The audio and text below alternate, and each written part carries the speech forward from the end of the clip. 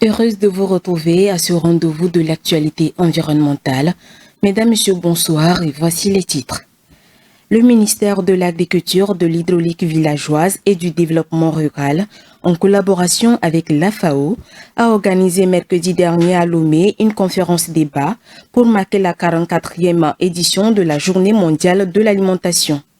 L'objectif est de promouvoir une agriculture durable et d'assurer la sécurité alimentaire. Une série d'inspections a été menée par les autorités togolaises pour évaluer la qualité des produits sur le marché.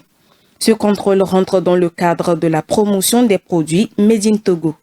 Et puis la cellule Norbert Zongo pour le journalisme d'investigation en Afrique de l'Ouest a organisé la semaine dernière à Abidjan, en Côte d'Ivoire, un forum régional en faveur des journalistes africains. Le but est d'améliorer la qualité de production de ces derniers en matière d'information sur le climat. Ce sont les points clés de l'actualité du jour. Bienvenue.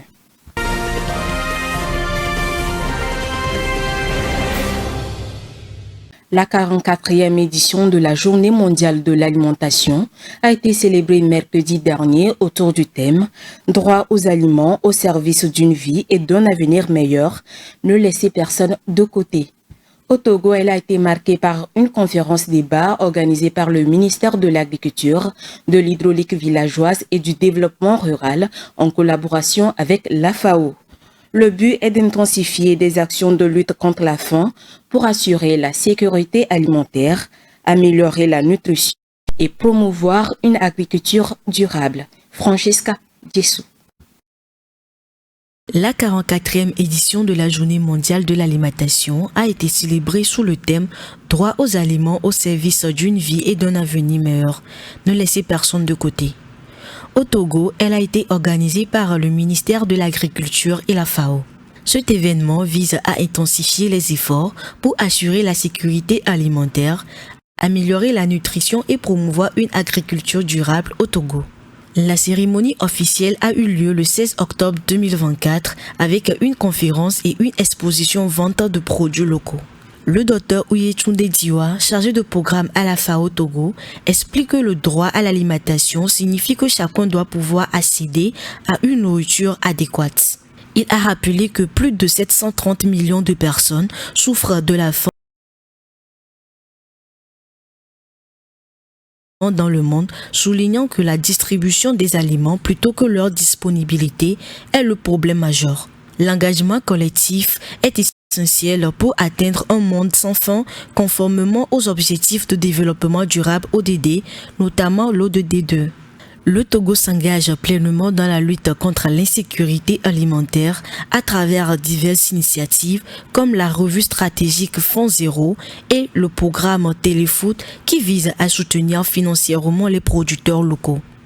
La Journée mondiale de l'alimentation, créée en 1979, continue de rassembler acteurs publics et privés pour éradiquer la faim dans le monde. Le Togo se mobilise pour valoriser ses ressources agroalimentaires. À cet effet, une série d'inspections a été faite afin d'évaluer la conformité des produits disponibles sur le marché. L'initiative vise à promouvoir et à encourager la consommation des produits Made in Togo. Honoré Kata nous en dit plus dans cet élément. Au Togo, les produits locaux se distinguent de plus en plus par leur conformité aux normes de qualité internationales. Une récente opération d'inspection dirigée par le ministre délégué auprès du ministre du Commerce, Kosivi Runake, a révélé que la majorité des produits Made in Togo répondent aux standards de qualité exigés. Cette démarche d'évaluation approfondie a permis de vérifier l'accordance des produits dans plusieurs institutions spécialisées, notamment l'Institut togolais de recherche agronomique, l'Institut national d'hygiène, l'École supérieure des technologies biologiques et alimentaires, ainsi que le Laboratoire national du bâtiment et de travaux publics. Ces contrôles rigoureux mettent en lumière l'engagement des autorités et des structures concernées à garantir des produits fiables et sécurisés sur le marché. Face à certaines critiques faites sur la fiabilité des produits locaux, le ministre délégué a déclaré que la majorité des produits locaux passent par ces laboratoires de contrôle avant d'être mis sur le marché. Ainsi, une qualité optimale pour les consommateurs est assurée. Cette initiative s'inscrit également dans le cadre du mois du consommé local, Une période décisive pour encourager la population à revoir ses habitudes de consommation. En ce sens, ces inspections renforcent la confiance dans la qualité des produits made in Togo et soulignent leur conformité aux normes requises. Choisir des produits locaux devient alors une véritable opportunité de soutenir l'économie nationale tout en garantissant des produits de qualité. Le président sénégalais Bassirou Diomaye Faye s'est rendu vendredi dernier à Kédougou, dans l'est du pays, pour soutenir les populations des zones affectées par les inondations. Le chef de l'État a annoncé le renforcement des mesures contre l'orpaillage illégal qui sévit dans cette région du Sénégal en vue de protéger les ressources naturelles et d'assurer un avenir durable aux générations futures. Regardez. En visite à Kédougou, dans la région de l'Est du Sénégal, vendredi 18 octobre dernier, le président Bassirou Diomaye Faye a annoncé le renforcement des mesures contre l'orpaillage illégal pratiqué dans les sites de Karakena et de Sansamba. Adoptée le 31 juillet 2024, cette mesure qui suspend pour 3 ans toute activité minière le long de la rivière Falémé vise à protéger les ressources naturelles et à assurer un avenir durable aux générations futures. L'orpaillage est une activité minière artisanale souvent illégale. Elle menace les ressources en eau et les écosystèmes locaux et est très souvent pratiquée dans cette zone du pays. Face à cette situation, le chef de l'État a interdit toute activité d'orpaillage dans un périmètre de 500 mètres de la Falémé, principal affluent du fleuve Sénégal, qui constitue la frontière naturelle entre le Sénégal et le Mali, afin de préserver cette ressource vitale. Ce déplacement du président Diomaye Faye s'inscrit dans le cadre de l'engagement de l'État sénégalais à apporter une réponse rapide et efficace aux catastrophes naturelles qui frappent ce pays d'Afrique de l'Ouest et qui vise également à concilier le développement durable et l'exploitation des ressources naturelles. Programme d'investissement pour la forêt et la restauration des savanes PIFORES. Ainsi est baptisé le projet de gestion forestière lancé la semaine dernière par les autorités de la RDC et les représentants de la Banque mondiale. Financé à hauteur de 300 millions de dollars, ce projet vise à restaurer les forêts et les savanes. Léonce Sabo. Le ministère de l'Environnement et du Développement durable de la République démocratique du Congo, en collaboration avec des représentants de la Banque mondiale, a lancé le 14 octobre dernier le programme d'investissement pour la forêt et la restauration des savanes PIFORES. Il vise à améliorer l'aménagement du territoire et la gestion des paysages forestiers dans cette province du pays. Le coordinateur du programme, Clément Vangoulou-Tété, explique qu'il y aura 2 volets. D'abord, la production des plantations d'arbres, l'agroforesterie et le reboisement. Ensuite, la protection et la conservation des savanes ainsi que la préservation des forêts primaires. Ce plan va impliquer les communautés locales à travers le développement des chaînes de valeur. Nous allons aider les communautés à transformer localement leurs produits agricoles, à leur donner de la valeur ajoutée et à les conserver, précise Clément Vondou. Le projet permettra également d'assembler les zones de production et les marchés. Le PIFORES a été financé par la Banque mondiale avec un chèque de 300 millions de dollars. Un atelier de formation de 4 jours sur les investigations sensibles au changement climatique s'est ouvert la semaine dernière à Abidjan, en Côte d'Ivoire. Destiné à une douzaine de journalistes africains, cet atelier vise à améliorer la qualité des informations liées au changement climatique dans les médias en Afrique de l'Ouest et du Centre. Les précisions dans ce commentaire. Après la clôture du forum sur la protection et l'utilisation des données ouvertes dans la lutte contre les effets du changement climatique, un atelier de formation sur l'investigation sensible au changement climatique destiné à une douzaine de journalistes africains, a été organisé à Abidjan, en Côte d'Ivoire, la semaine dernière. Selon Arnaud Ouedraogo, coordinateur de la cellule Norbert Zongo pour le journalisme d'investigation en Afrique de l'Ouest, CENOZO, les médias jouent un rôle fondamental dans la sensibilisation des populations aux effets du changement climatique. Il n'a pas manqué d'évoquer des problématiques telles que l'érosion côtière, la sécheresse, l'insécurité alimentaire et la pollution, comme des exemples nécessitant une couverture médiatique rigoureuse par les journalistes. Le responsable Afrique francophone du GIGN, Maxime Domeni, a quant à lui insisté sur la nécessité de lutter contre la désinformation et la mésinformation en matière de climat. Il a exhorté les journalistes à privilégier les faits et à éviter un ton condescendant ou moralisateur en mettant l'accent sur la véracité des informations partagées et sur la manière d'éduquer le public sans jugement. Pour rappel, cet atelier a permis à ces journalistes venus de l'Afrique de l'Ouest et du Centre de mieux comprendre les phénomènes scientifiques et de produire des contenus capables d'influencer positivement les politiques publiques. L'état des eaux de surface en Europe est inquiétante. Selon l'Agence européenne de l'environnement, seulement 37% de ces eaux sont en bon état écologique.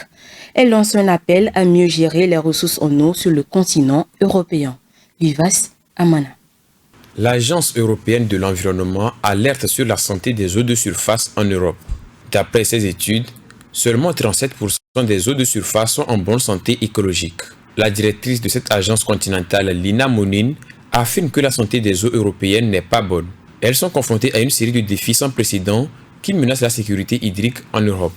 D'après les relevés de l'institution européenne en charge de l'environnement, les eaux de surface du vieux continent ne sont bonnes qu'à seulement 29% du point de vue chimique. Cette mauvaise santé chimique des eaux est due à la pollution atmosphérique, notamment la combustion du charbon, les émissions de gaz par les véhicules et autres. L'agriculture aussi constitue un important pollueur avec des quantités de déchets qui contaminent les sols. Face aux désastres en cours et constatés, l'Agence européenne de l'environnement recommande une réduction considérable de l'utilisation des pesticides d'ici 2030. Elle préconise la mise en place des pratiques naturelles et agroécologiques plus durables afin de garantir aux Européens de l'eau de bonne qualité. L'Observatoire national de l'éolien en mer tente de regrouper des connaissances existantes sur le milieu marin afin d'évaluer les impacts de l'éolien en mer sur celui-ci. Les 5 nouvelles pistes d'études sélectionnées bénéficieront d'un financement. L'initiative a été lancée en 2022 par l'Office français de la biodiversité. Rafitou Biriko. Créé en 2022 par l'État français, l'Observatoire de l'éolien en mer est en charge de valoriser les connaissances existantes et de mener de nouveaux programmes d'acquisition de connaissances sur le milieu marin et les impacts de l'éolien en mer sur ce milieu. L'Observatoire a lancé le 15 juin 2023 un appel à projet de recherche porté par l'Office français de la biodiversité et ouvert à l'ensemble de la communauté scientifique ainsi qu'aux bureaux d'études et associations. Dans le cadre de la deuxième relève de l'appel à projet de recherche, l'Observatoire national de l'éolien en mer a sélectionné sur avis du Conseil scientifique national 5 nouveaux lauréats. 4,5 millions d'euros sont attribués à ces projets sur le portefeuille global de 50 millions alloués par l'État. Ainsi, les lauréats pourront développer des recherches notamment sur les interactions entre l'éolien en mer et divers compartiments de la biodiversité. Ces projets déployés sur toutes les façades maritimes de métropole vont permettre de poursuivre le travail sur l'approfondissement de la connaissance et de la réduction des impacts de l'éolien en mer sur la biodiversité, que ce soit les mammifères, les oiseaux marins, les écosystèmes pélagiques et benthiques ou encore les impacts cumulés sur l'avifaune ainsi que l'identification des espèces de cétacés. Les projets vont démarrer cette année et se termineront en 2027, voire 2028 pour certains. Des résultats intermédiaires pourront être disponibles dans l'intervalle afin d'accompagner la décision publique.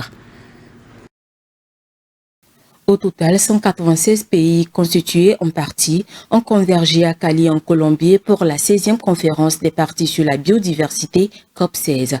Démarrées lundi dernier, les discussions portent sur la protection, la restauration et l'utilisation de la biodiversité de manière durable à l'échelle internationale. Vivas Amana. Paix avec la nature. C'est sous ce thème que se déroule depuis le 21 octobre 2024 la 16e conférence des parties sur la biodiversité COP16. 2 ans après l'accord historique de Kunming-Montréal, l'heure est à l'action, a rappelé le secrétaire général des Nations Unies. Nous devons quitter Cali avec des investissements significatifs dans les fonds du plan cadre mondial pour la biodiversité et des engagements à mobiliser d'autres sources de financement public et privé pour le mettre en œuvre dans son intégralité. À ce jour, seulement 29 pays des 196 ont respecté leur engagement pris lors de la COP 15 de décembre 2022 à Montréal. 23 objectifs seront scrutés pendant les 2 semaines que vont durer les travaux dans la ville de Cali en Colombie. La COP 16 doit aussi présenter les détails d'un mécanisme de suivi des efforts mondiaux afin de responsabiliser les pays et préparer un bilan d'étape officiel crédible avant la COP 17. Cette COP biodiversité est la plus grande jamais organisée avec 23 000 inscrits. La ministre colombienne de l'Environnement et du Développement durable, qui assure également la présidence de ce rendez-vous, rappelle que les pays du monde doivent jouer un rôle décisif à partir de cette conférence. Cette vision politique sera très importante pour le processus de transition de la crise environnementale que connaît le monde et nous espérons qu'à Cali, en Colombie, une large plateforme d'acteurs émergera pour participer à cette mobilisation. La biodiversité mondiale est gravement malade avec la dégradation des écosystèmes qui ne cesse d'augmenter. Vivement que les discussions et négociations à Cali contribuent à une avancée dans la restauration d'au moins 30% des écosystèmes naturels à l'horizon 2030. Ainsi prend fin ce rendez-vous de l'actualité environnementale. Merci de votre aimable attention. Restez avec nous, l'information continue. À très bientôt.